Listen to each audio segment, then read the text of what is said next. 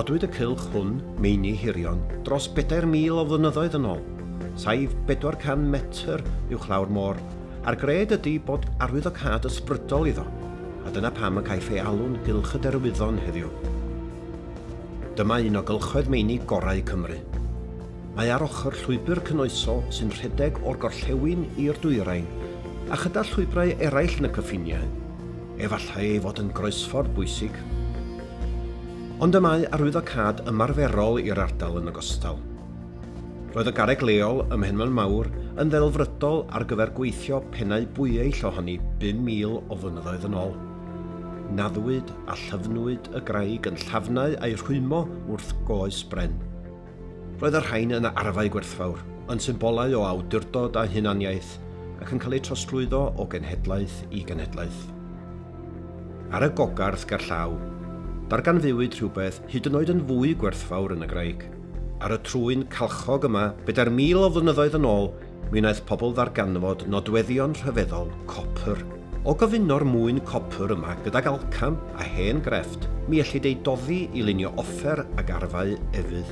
Roedd hi'n dechnoleg chwyldroadol. Roedd hi'n gryn gamp i dynnu'r mwyn o'r ddaear, camp oedd yn galw am fedrusrwydd arbenigol. Mae'n anodd dychmygu bod yr agoriad anferth yma wedi greu gyda mwynwyr yn defnyddio dim byd ond arfau esgyrn a cherig, hyn i gyd dros 4,000 o flynyddoedd yn ôl. Mae arwyddocâd byd eang i fwyngloddiau'r gogarth. Ni chanfyddwyd yr rhan fwyaf o'r twneli hyn hyd ddiwedd y 1980au. Ond yn yr amser hwnnw, maen nhw wedi datgelu llawer iawn i ni am ddilliau'n hynafiaid o ddefnyddio'r mwyn gwerthfawr tanddaearol hwn. Roedd ei newid y byd ar yr wyneb am byth. Dilynwyd copr gan ddarganfyddiadau mwyn haearn. Cynyddodd y glawiad a gostyngodd y tymheredd.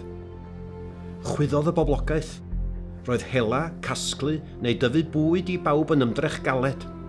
Y canlyniad oedd gwrthdaro dros dir ac adnoddau.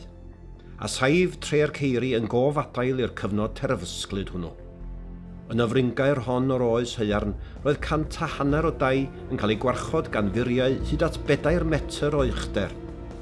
Un o safleoedd mwyaf nodedig gwledydd Prydain.